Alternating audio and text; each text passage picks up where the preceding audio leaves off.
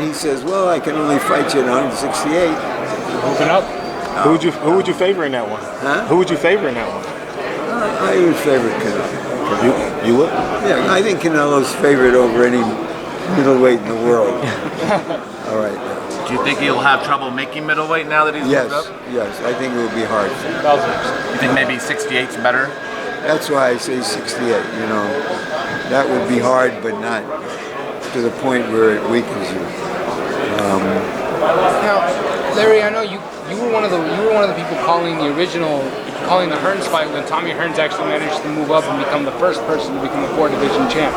As far as the victories go in that realm, when comparing it to you, how do you feel Canelo's victory here to become a 4-division champ stacks up to others, whether it be his Mexican countrymen or? Did he beat the best light heavyweight in the world, or did he just beat a guy with a title? When he beats the best light heavyweight in the world, then I'll think of him as a guy who's won more championships in different divisions. Now, would you say this adds more than just another paper title to Canelo's legacy, or would you? I think it adds something, and I think in the public mind, and particularly in the casual fan's mind, he's going to read. Everybody's going to read, if they haven't seen, that he beat the light heavyweight champion, and I doubt there are many people who could name the other heavyweight champions or title holders or belt holders or whatever you want to call it. So he beat the best known light heavyweight at the moment. Hey, that's something.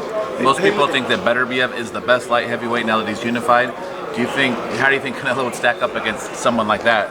I don't know. I think what we saw tonight showed that he's vulnerable against a bigger guy and a bigger, younger guy. You know,